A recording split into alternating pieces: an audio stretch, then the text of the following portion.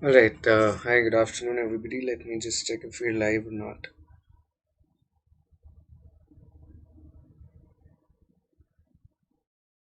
Just give me a moment as I confirm if we're live.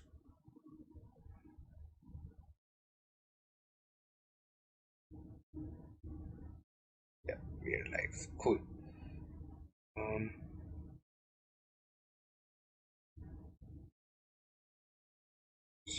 just a moment. Just a moment.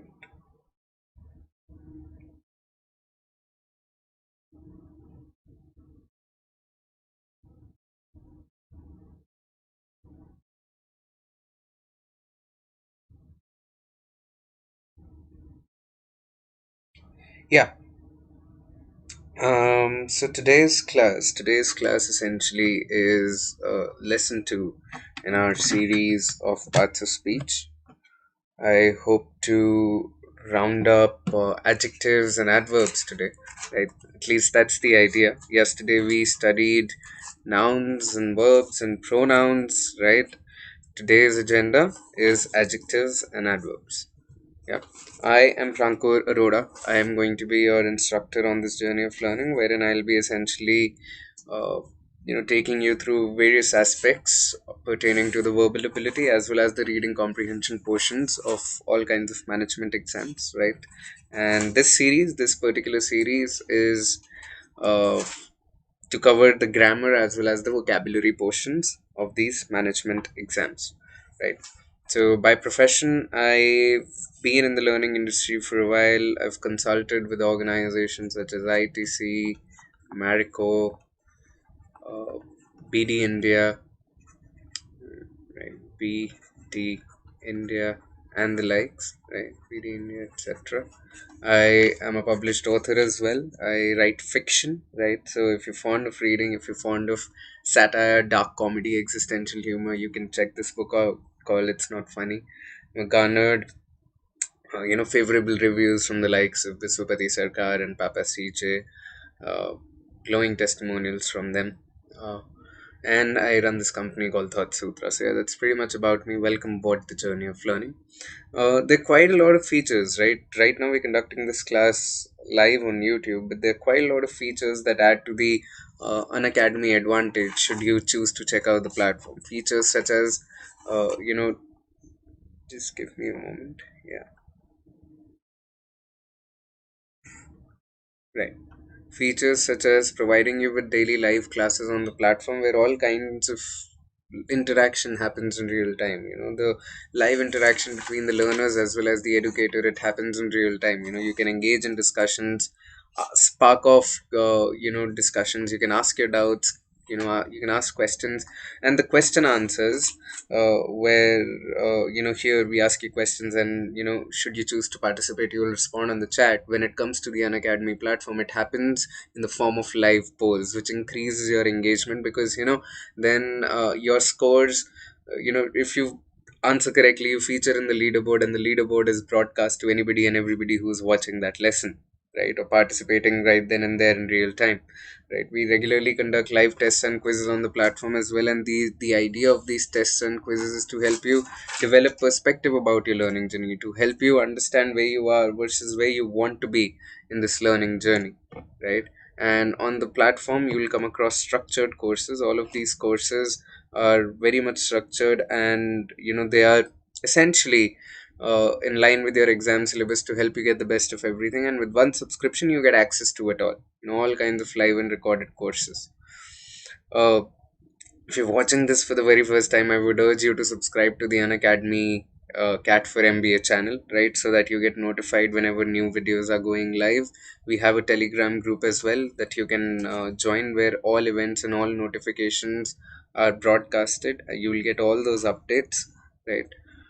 Uh, and should you choose to subscribe to the Unacademy platform, these are the various subscription models. You can clearly see that as the time period goes up, the cost of the subscription per month goes down dramatically. If you're preparing for 2021, I would highly recommend at least a 6 month or a 12 month journey, because that'll kind of give you the comfort of time that you need to be able to perform well in these exams, right?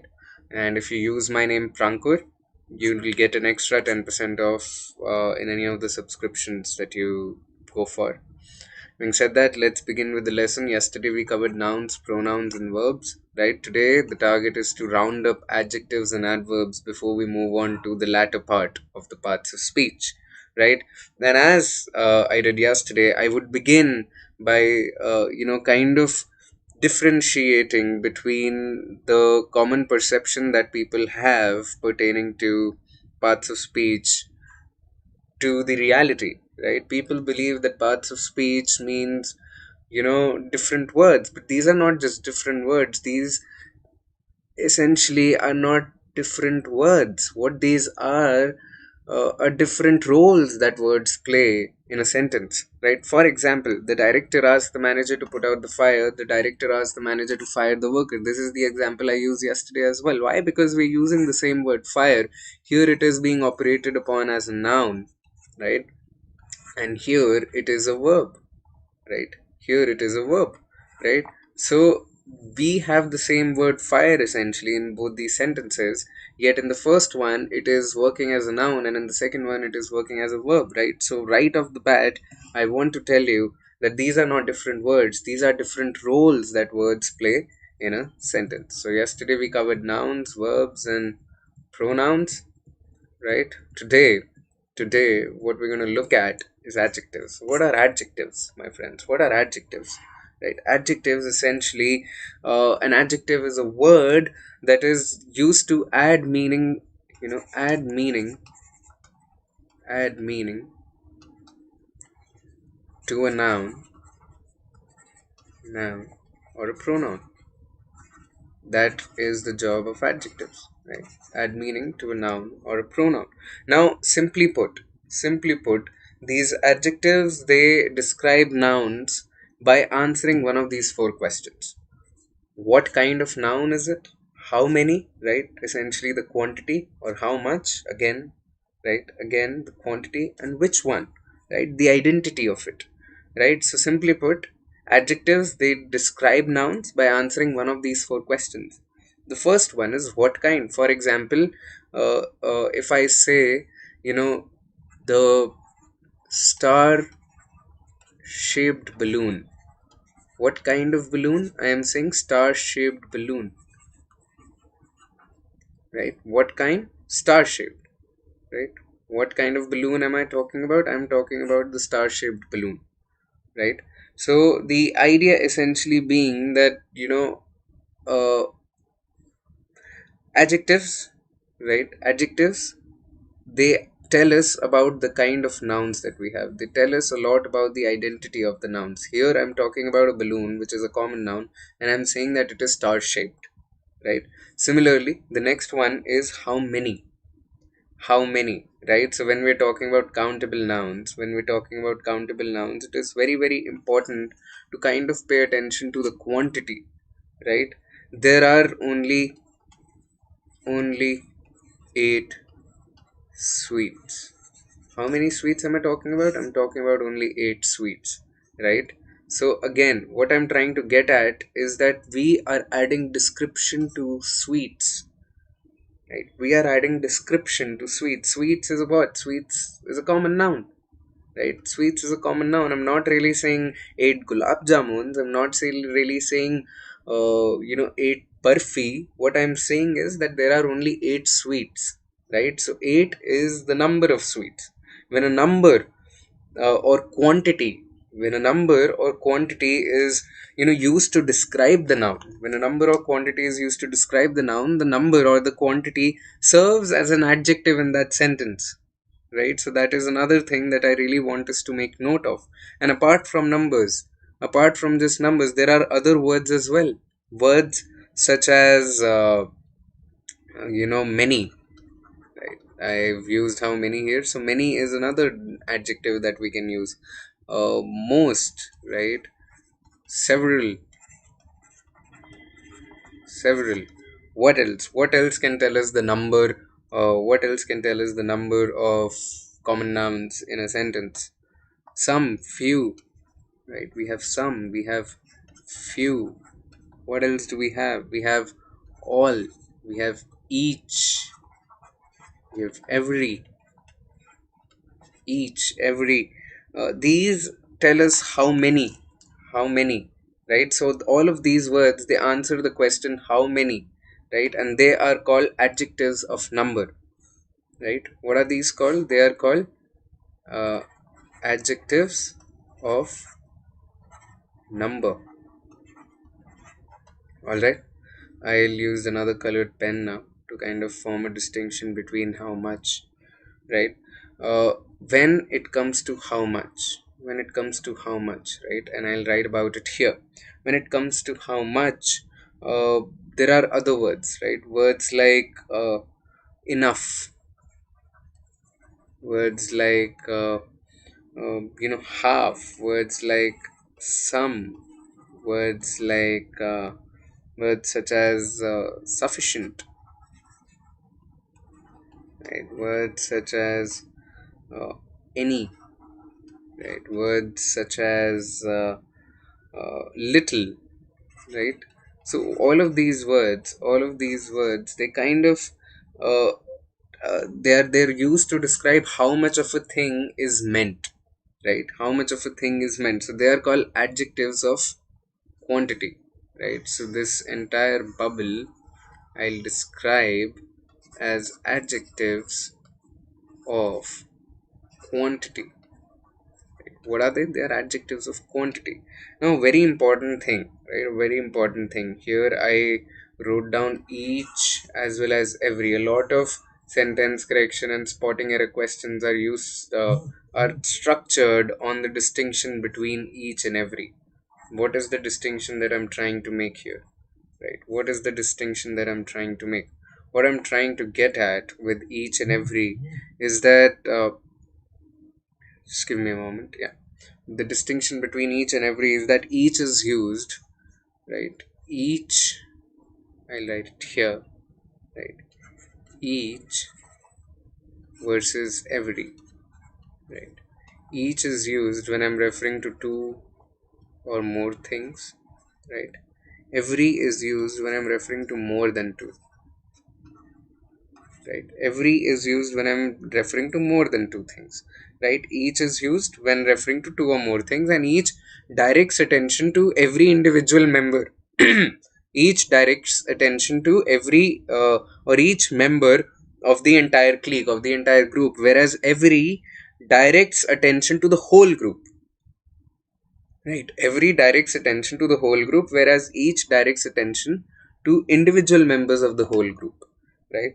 So that is another thing that I really want us to be aware of, right? For example, here we've used few, and here we can use less as well, right? Few is, or rather, wait, I'll come to that later on. But when we are talking about few, we are referring to countable things, right? We are referring to countable things.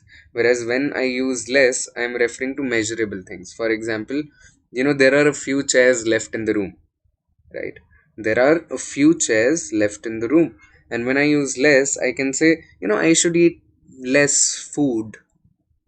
I should eat less food, right? So that is another difference when it comes to uh, you know how much and how many and the usage of all these adjectives, right? Now let's come to another you know category of adjectives. Another category of adjectives, that's kind of how I will put it. We have attributive and we have predicative adjectives, right? What do we have? We have attributive and predicative adjectives. Now, attributive and predicative, the name themselves tell us a lot of stuff, right? The names of these adjectives, the names of these category. Hi Sneha, good afternoon. We're talking about adjectives and adverbs today. Welcome to the class, right? So I'll give you an example, Sneha, and pay attention to it, right? uh, the brave girl, right? The brave girl deserves the award, right? What is the adjective here? What is the adjective here? The brave girl deserves the award, right? I'll give you another example. The girl is brave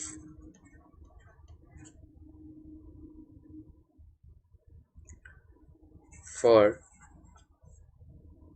climbing the mountain.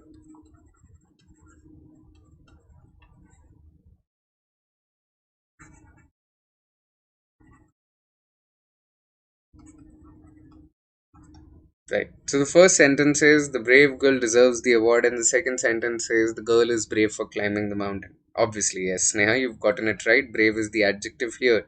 But look at the first sentence. It says the brave girl, right? So, Sneha, why did you retract the message? You were right. Brave is the adjective, right? Look at the sentence though. The brave girl. Here, brave is used as an adjective, right? But when it is used as an adjective, it is used as an attribute for the noun girl. Girl is a common noun, right? So it is used as an attributive adjective, right? So the brave girl, brave here is your attribute for the girl, right? So you've got a noun in place, you've got a subject, you're talking about the girl, and brave is defining the girl. So it is used as an adjective, right? So the adjective, what I'm trying to get at is that this adjective is used attributively. Whereas when you look at the second sentence, the girl is brave for climbing the mountain. Is this lecture useful for IPMAT aspirants? Yes, yes, yes, because parts of speech and grammar is asked about when it comes to the IPMAT exam, right? When it comes to the IPMAT, grammar is a big portion.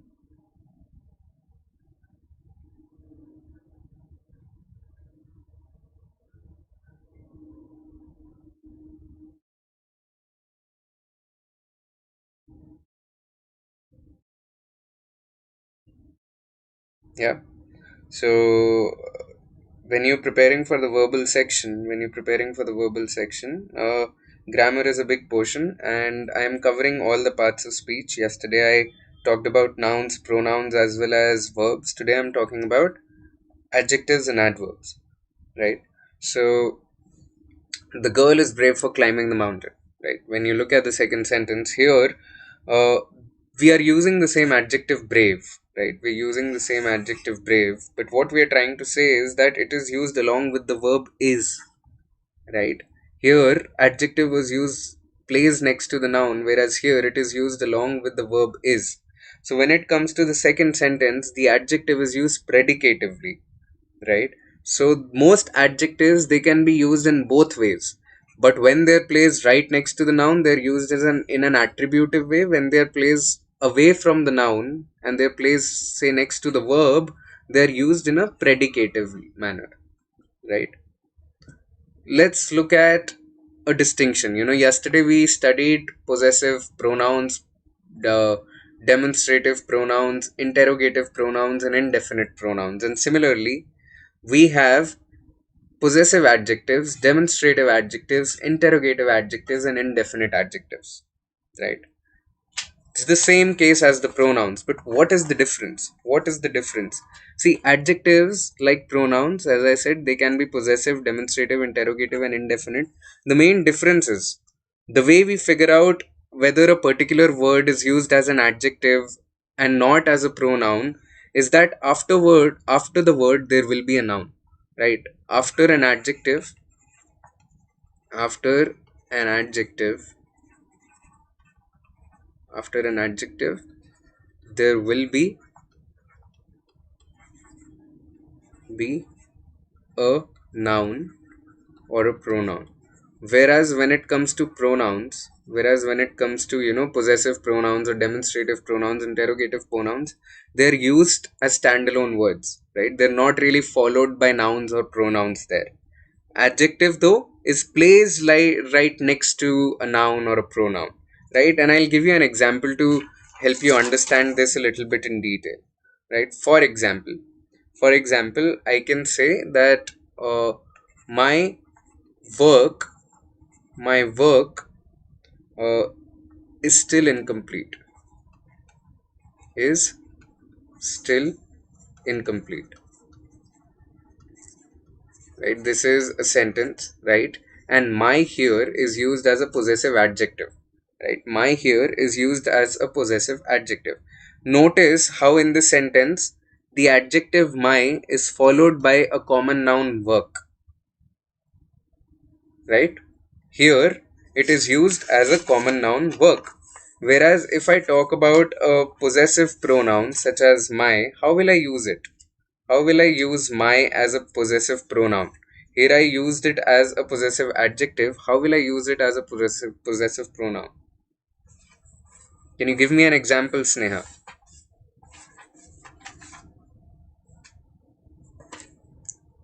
Sneha, can you give me an example of usage of my as a pronoun?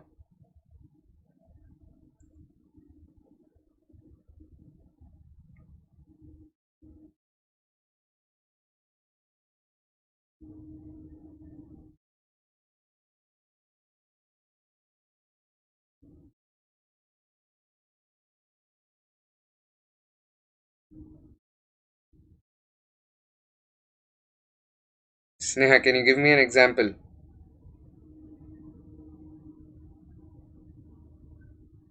So how will I use it as a possessive pronoun? I will use it as a possessive pronoun by saying the incomplete work, the incomplete work is mine. Right? That is how I will use my as a possessive pronoun. I will say the incomplete work is mine. Notice how the difference is that here my is accompanied by work, which is a common noun, whereas here it is standalone. Right? What is your phone number? If I write a sentence, what is your phone number? What is your phone number? So here your is your possessive adjective, right? It is followed by phone number, which is a common noun, right? If I say uh, is the phone number yours? Is the phone number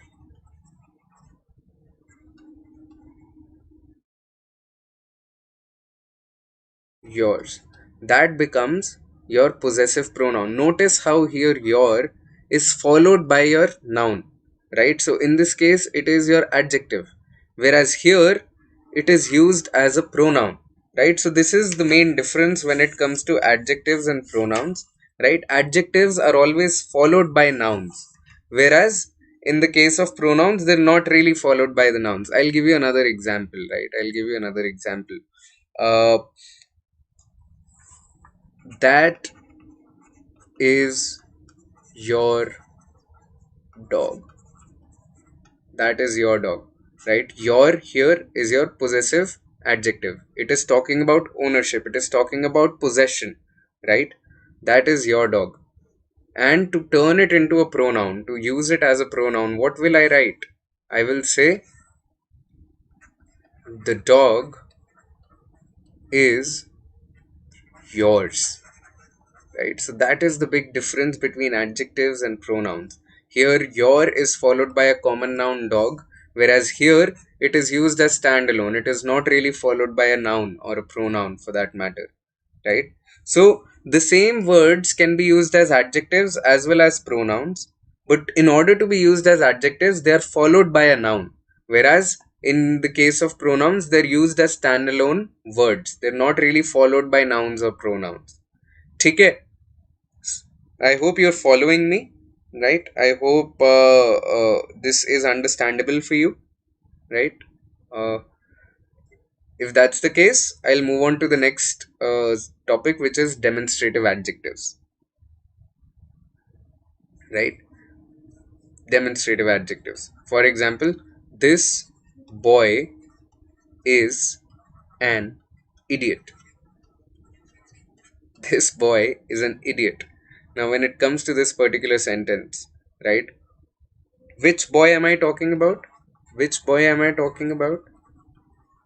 This boy, right? So this here, the demonstrative word this is telling me about the kind of boy, right? This boy. What boy? This boy. Which boy am I talking about? The boy that is standing right next to you, right? So this का plural क्या होगा? These, right? Words like that, words like those, right? So these are your demonstrative adjectives. They point out the person or the thing that is, meant in the subject, right? And typically these adjectives answer the question which, right? Demonstrative adjectives typically answer the question which, right? This का plural हो जाएगा these. So these boys are all idiots, right?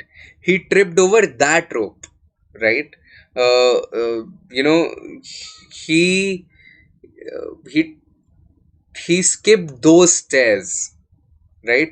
So this and these are essentially used when we are talking about something that is nearby in terms of space and time, whereas that and those is typically used when we're talking about things that are further away in space and time. All right, next we have interrogative adjectives. Again, interrogative adjectives are, you know five W's, the five W's, right? Which, what, right? Whose, right? These are interrogative adjectives, right? These are your interrogative adjectives. When these words are, you know, they they're always followed by nouns, right? For example, which house burned down? Which house burned down? Right? So house is following my adjective which, whereas when they're used as pronouns, they're used as standalone words, right? When they're used as pronouns, they're used as standalone words, right? But in the case of adjectives, they're always followed by the common noun or a proper noun or whatever it is that the adjective is trying to modify, right? They're always followed by a noun or a pronoun in the case of adjectives.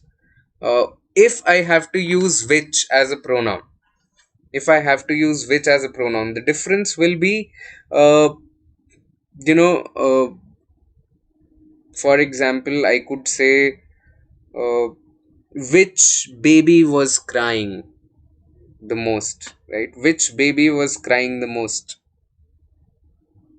But when I'm using it as an adjective, when I'm using it is as an adjective, house here is the common noun that is directly following which.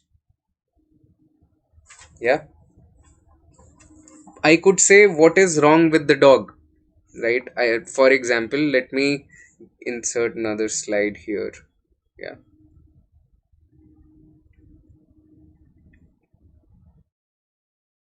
just give me a moment.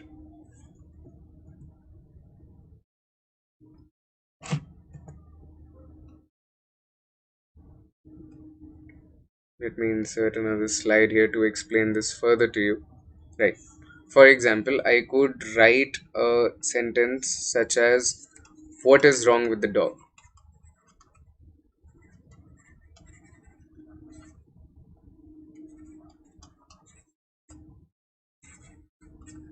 Right. Here in this sentence, when you clearly look at it, what is followed by a verb is, right? Is the verb that is following what. But if I use a sentence, if I use what in a sentence, movie, what movie uh, are we going to watch? What movie are we going to watch? What movie are we going to watch? Right. So in the first sentence, is following what. So in this case it is used as what? In this case it is used as a pronoun, right? Whereas when you look at the second sentence, we have movie. Movie is a common noun, right? Since what is followed by a common noun in the second sentence, it is used as an adjective. In the first sentence it is used as a pronoun, right? In the second sentence it is used as an adjective. So that is the basic distinction between interrogative pronouns and interrogative adjectives, right? In the case of an adjective it is followed by a noun, whereas in the case of a pronoun it is used as a standalone word. All right. Similarly, if we talk about, we're left with, the last heading, which is indefinite adjectives. If we talk about indefinite adjectives, right? Indefinite adjectives क्या होते हैं? Words like, words such as many, any, you know, these will be your indefinite adjectives. All, right? For example, many people, many people believe in God. Many people believe in God, right? So this is a very simple sentence. Here, many is followed by people.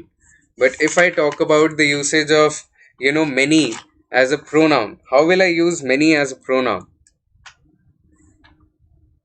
How will I use many as a pronoun? Can you give me an example, Sneha?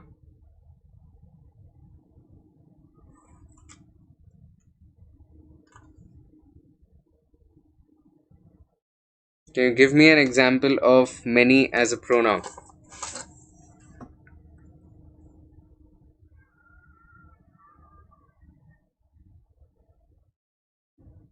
Come on, it's not as tough. Try to cuff up a sentence with the word many.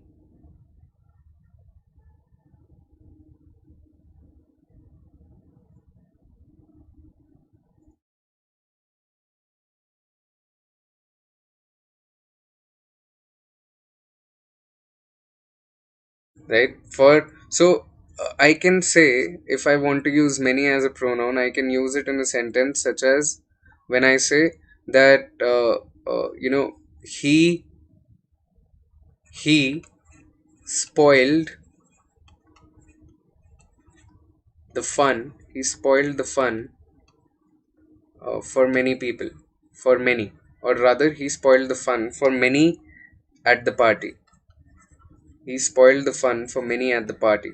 So in this case, many is used as a pronoun, whereas when I say many people believe in God, many people believe in God, here people, the common noun is following many, therefore here it is used as an adjective, whereas here it was simply used as a pronoun, right? So with this, we wrap up the different types of adjectives that we have and the distinction between adjectives and pronouns, where more often than not, these are the same words.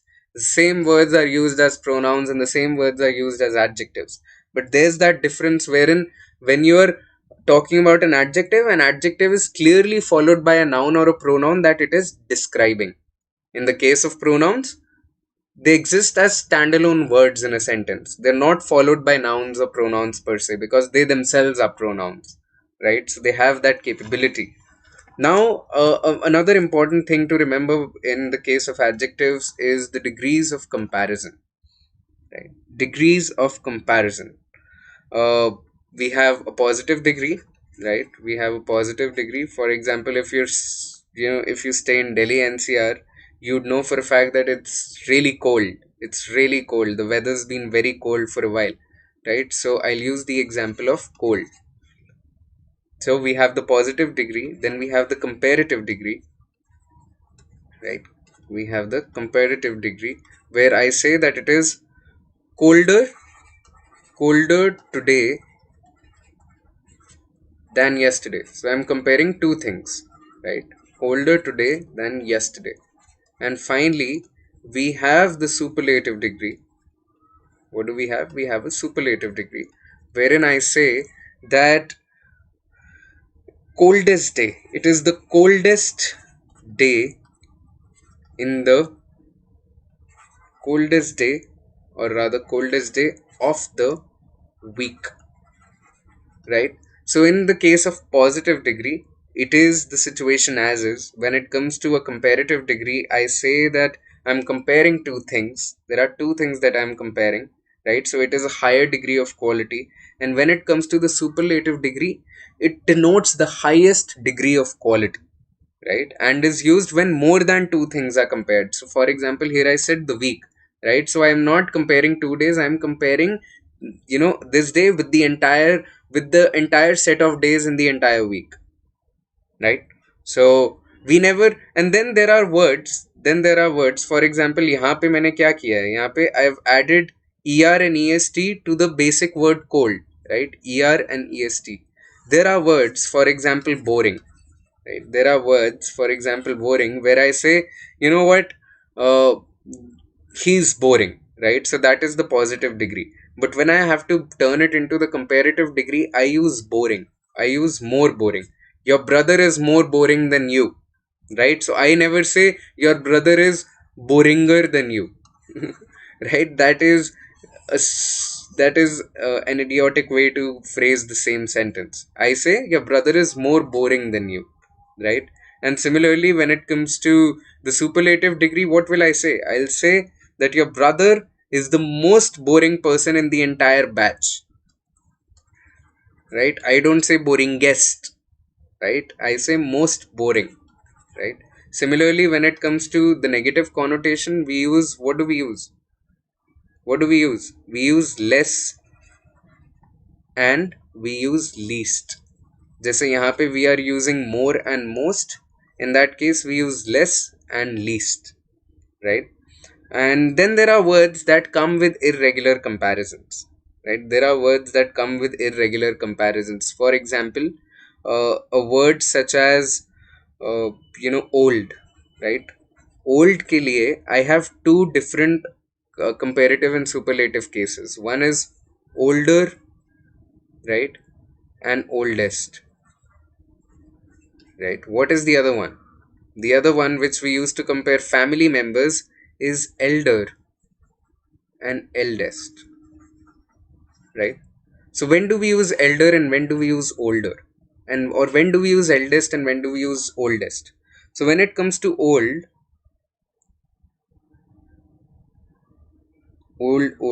right? Older plus elder eldest, right? Elder eldest is also used as the comparative and the superlative case of old, right? So when we are talking about family members, I say I have an elder sister, right? I say I have an elder sister. So whenever we are referring to family members, we use elder and eldest, right? But Sneha, whenever we are referring to persons or things that are not a part of the family, we use older and oldest, right? Your house is older than mine, right? I am referring to a thing there. Or I say, your sister is the oldest in the class. I will not say your sister is the eldest in the class. I will say your sister is the oldest in the class. Eldest and elder. These are terms that are used only for family members, right? Otherwise, we use older and oldest, right? They are used only when we are referring to members in the family. Okay, I'll circle this so that it is more apparent. Yep. Alright, let's move on. Now that we are done with degree of comparisons, let's solve a question. So, Sneha, here I have a sentence, right? You can clearly see the sentence. You have to tell me which of these four options do you think should fill in the blanks.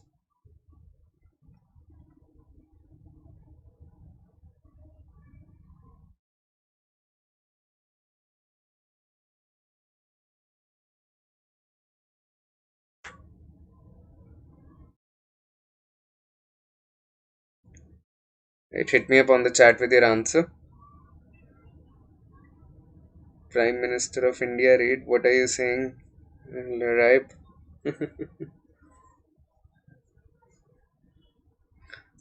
With the Are you talking about how the Prime Minister of India is increasing prices by conducting raid on our pockets? Is that what you're trying to get at, Larab? Which option do you think should fill in the blanks? Come on, hit me up on the chat with your answers.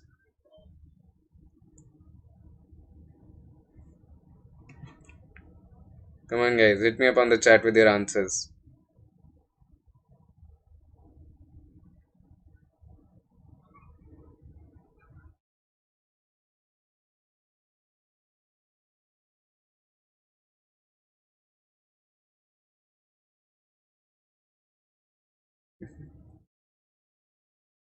Four. Okay.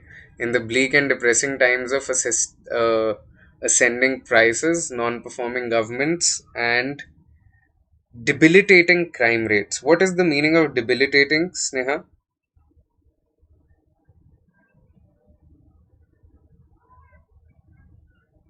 What is the meaning of debilitating according to you?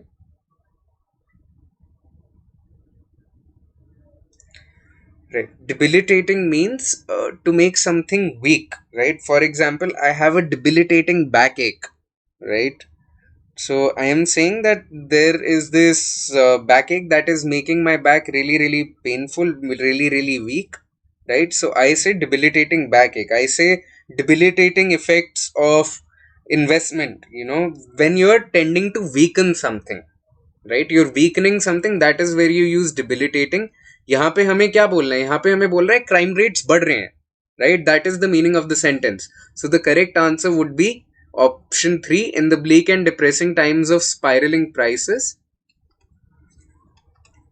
in the weak and depressing times of spiraling prices non-performing governments as well as soaring crime rates right? I will not say booming crime rates. Why? Because booming is used with a positive connotation, whereas soaring is a neutral term. It can be used both for positive and negative meanings, but boom is a positive term, right? But I'm talking about crime rates here, so I cannot say booming crime rates. I have to say soaring crime rates. Okay, that is why I will not use booming and I will say soaring. So, in the bleak and depressing times of spiraling prices, non-performing governments and soaring crime rates, Saurav Ganguly has given us Indians a lot to cheer about. ठीक है debilitating ascending फिर भी ठीक था debilitating does not make sense here because debilitating means to weaken something. All right, let's look at another question.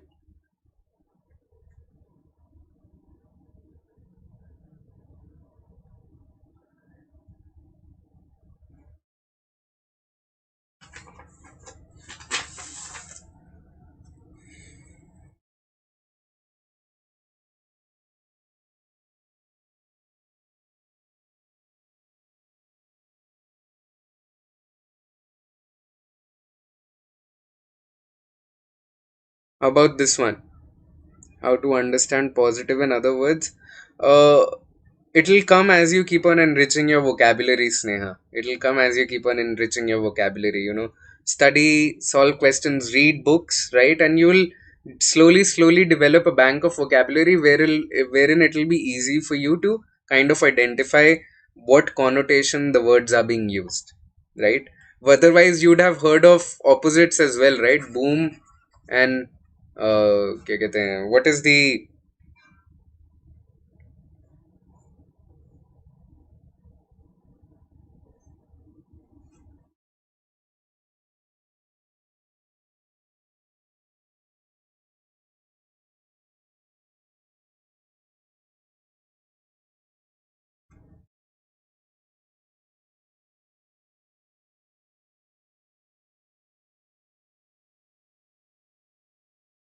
right? You'd have heard of words such as booming economy, right? I was saying you'd have heard of opposites of boom, right? Booming economy का opposite क्या होगा? You'd say the economy is depressed, right? So you know for a fact that when we're talking about economy in a positive connotation, I am using the word boom, right? So there are these areas wherein you will read and you will develop a bank of vocabulary, and when you look at that word, it will be easy for you to decipher the connotation. It will be easier for you to decipher the context. तो वो मेरे ख्याल से organically होगा, right? Don't stress over it right now. Vaibhav and Sneha both say too. I think the answer is correct, right? Football evokes a lukewarm response in India compared to cricket that almost electrifies the nation. Good job, you guys. Good job, Vaibhav. Good job, Sneha. Let's look at another question.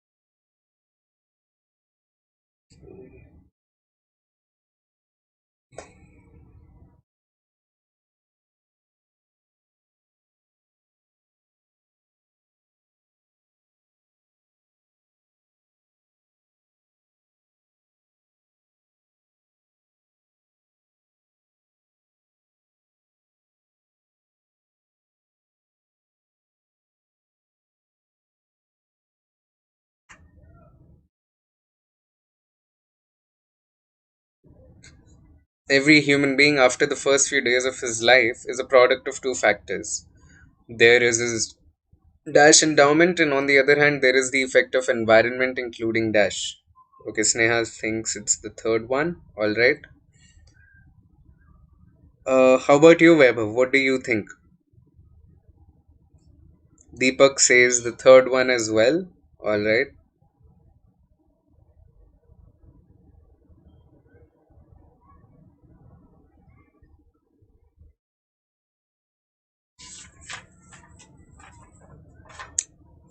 Okay, guys. So the answer to this question is option B. There is his congenital endowment, and on the other hand, there is the effect of environment, including education. Now, understand the meaning of the sentence, right? मेरे को लग रहा है कि तुमने environment देख के climate देख लिया. Right? I think because I did mention the word environment, you went with climate, but understand the meaning of the sentence. The meaning of the sentence is every human being after the first few days of his life.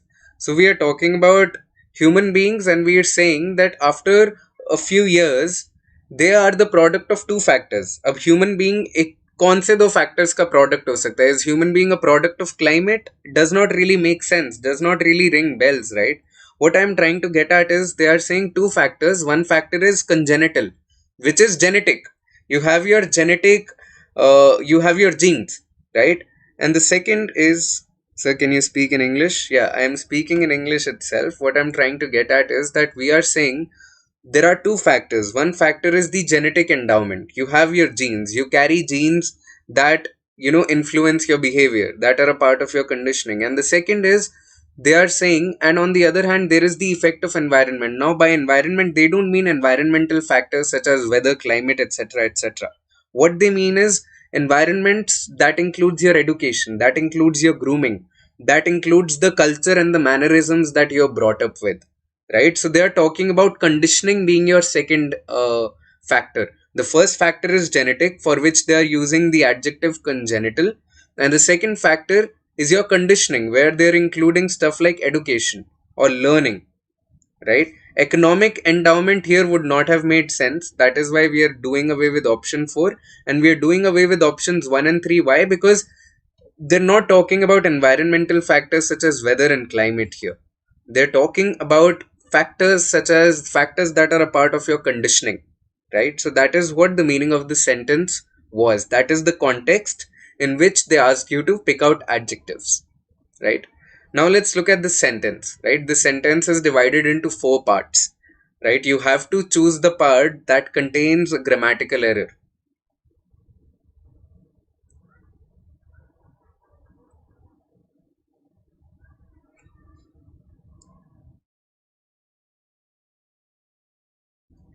Right, so pick out a part that contains an error.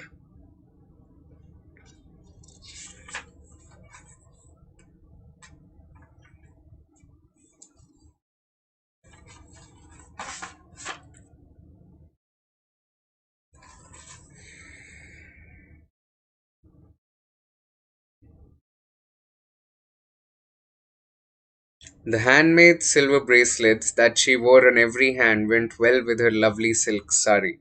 Right, so pick out the part that contains an error.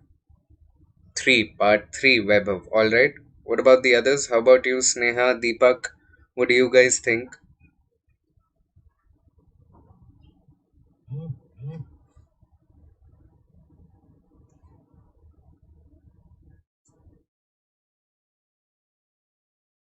Alright, I won't wait further. I think Webber's gotten it right. Well done, Webber. Instead of every, this should be each. This should be each. No, went is alright. Went is the verb here. But the adjective every is used incorrectly. We use each. We use the adjective each when we're referring to two or more things, right? Two or more things. And we use every. We use every when we're talking about more than two things. Every is used when we're talking about more than two, right? So the handmade silver bracelets that she wore on each hand went well with her lovely silk sari. So this should be each hand, not every hand, right? So remember this concept where each as an adjective is used when you're referring to two or more things. Every is used when you're referring to more than two things. All right. So let's look at adverbs now. What do you think are adverbs? Guys, what do you think are adverbs? We're done with adjectives now. What do you think about adverbs?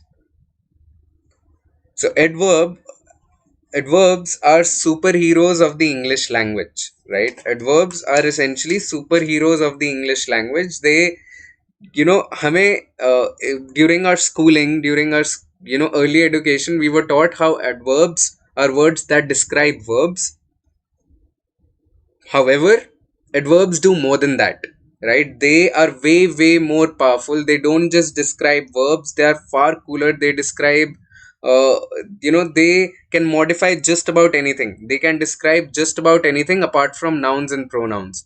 Nouns and pronouns ke liye we have adjectives, right? We have adjectives for nouns or pronouns, right? For everything else, we use adjectives and adverbs as descriptive words, right? Adverbs, everything else. I'll just write it here. Yeah, adverbs describe everything else.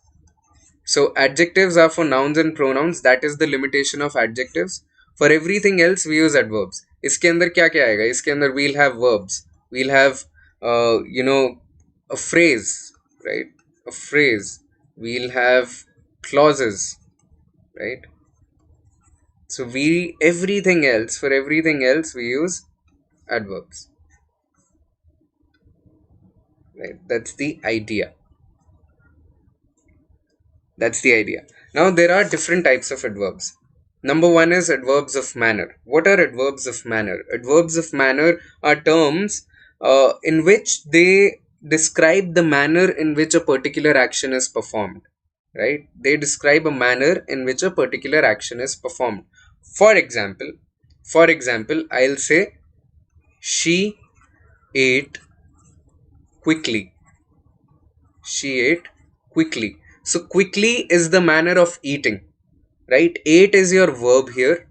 Quickly is telling me about the manner of eating. How did she eat? She ate quickly, right? That is, or you know, Barack Obama used to boldly talk about democracy. How did Barack Obama talk? Barack Obama talked boldly. So in that sentence, boldly is your adverb, right? Secondly, we have adverbs of time and frequency. What are adverbs of time and frequency? Right? Words that talk about, for example, I can say, they seldom talk to each other. What does seldom mean? Seldom means hardly. They hardly talk to each other. They seldom talk to each other.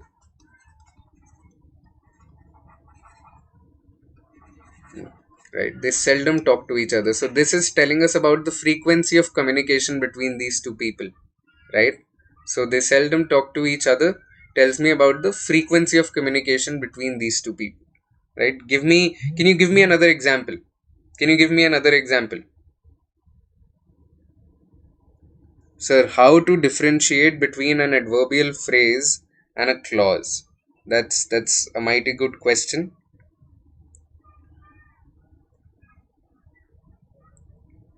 Can you give me say, see, an adverbial phrase is a multi-word expression that operates adverbially, right? So it is used to modify other expressions, whereas a clause can be a standalone phrase, right?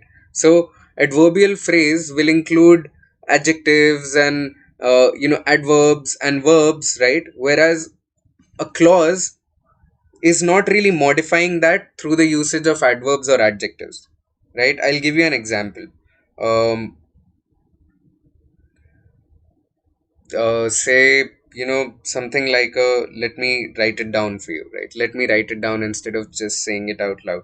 See, most adverbial phrases, most adverbial phrases and adverbial clauses tell us, you know, when, or they will answer the five W's and the H for us. They'll tell us when, they'll tell us where, or they'll tell us how something was happening, right?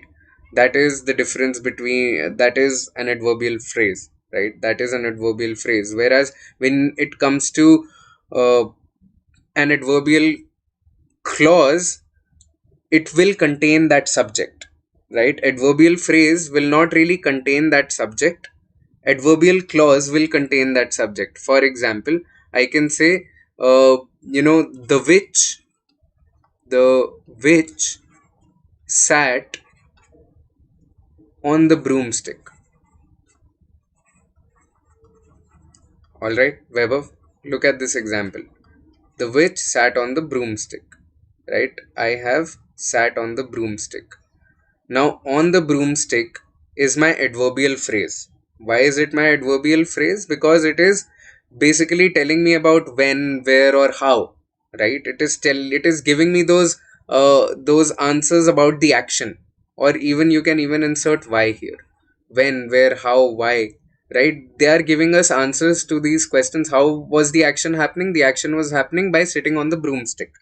Whereas when you look at another sentence which says he came when uh, the sun set.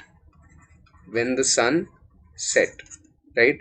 So this is an adverbial clause. This is an adverbial clause where when the sun set, right? He came when the sun set is containing the subject, right? It is containing a subject, right? Set is your verb. Set is your verb, right? And sun is your subject here, right? They are telling us when he came, right? So this is an adverbial clause. This is an adverbial clause, whereas this is an adverbial phrase.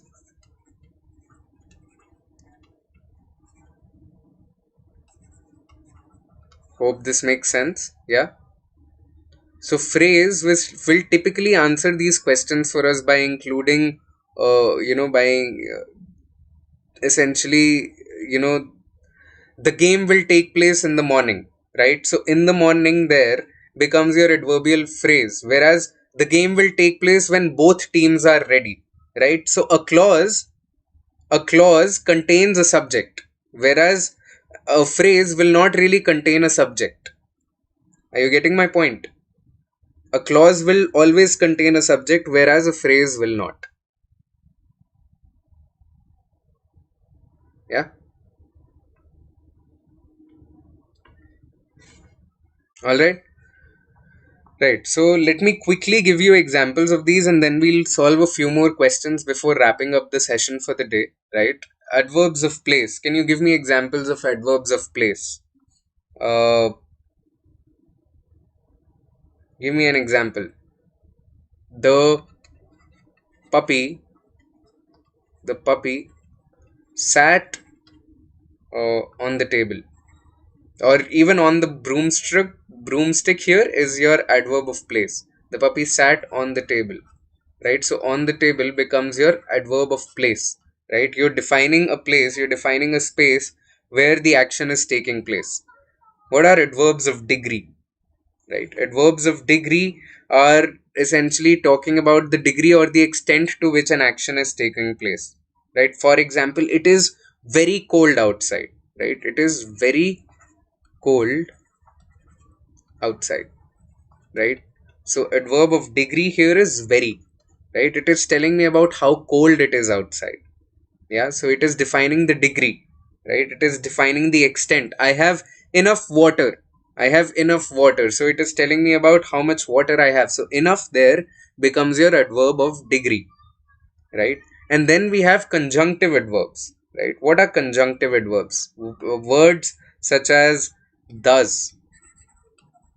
Yeah, words such as thus, indeed. Yeah, indeed is a conjunctive adverb. However, hence, These are your conjunctive adverbs, right?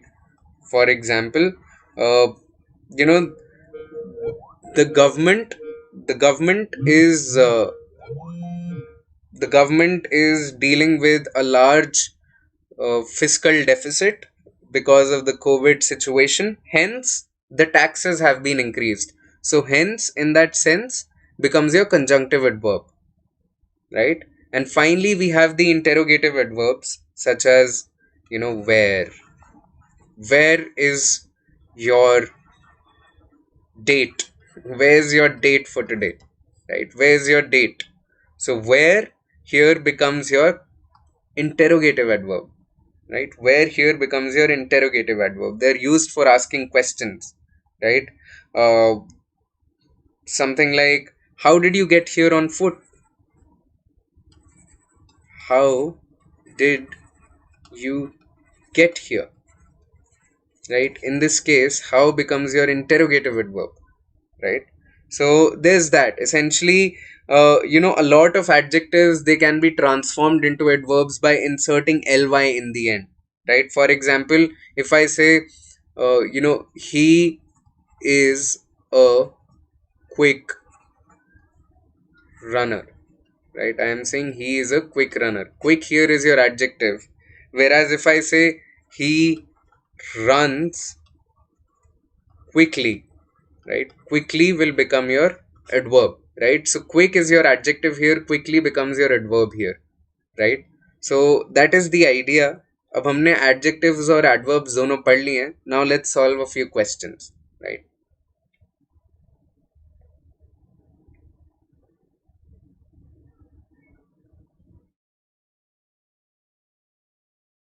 Let's solve a few questions.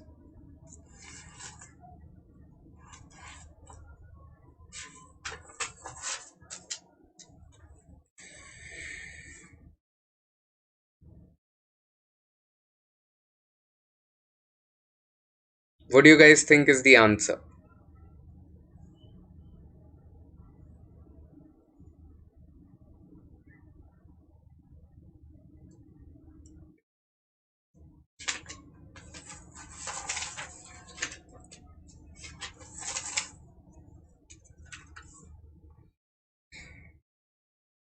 She speaks Spanish dash since she has been learning the language for many years. Guys, what do you think is the answer?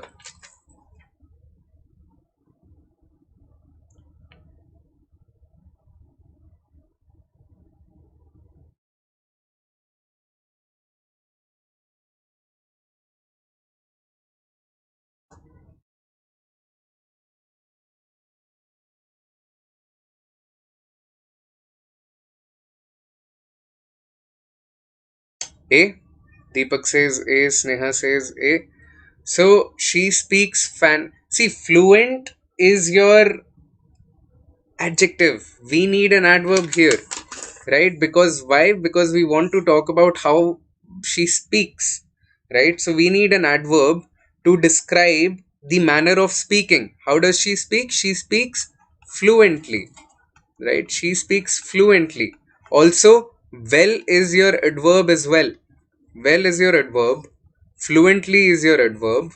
Whereas fluent is your adjective. Good is your adjective, right? We need adverbs here. We don't need adjectives, right? So the answer, both of you got it right, is B and C, fluently as well as well. Well is your adverb. Well is the adverbial component of good, right? The adverb form of good is well. So both of you got this right. Adverb, adverb, fluently and well, B and C. So A is the correct answer. How about this one?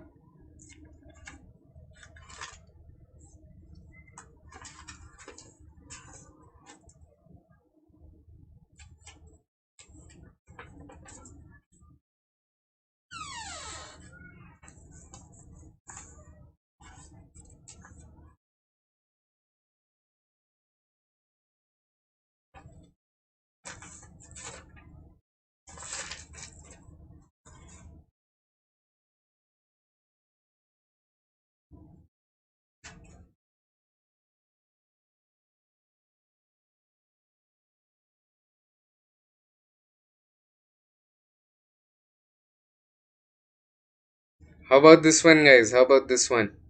Ananya dances dash. She's definitely capable of becoming a professional dancer.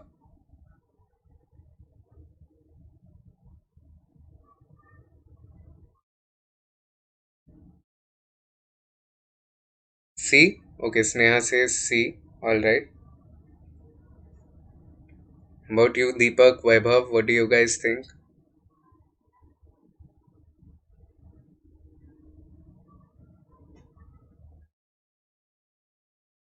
Okay, I think Sneha's gotten it right. Gracefully is an adverb. Gracefully is an adverb. Whereas graceful is your adjective, so we don't want an adjective here. Beautiful is also your adjective, we don't want an adjective here, right? With grace is also a perfectly fine way to structure this sentence.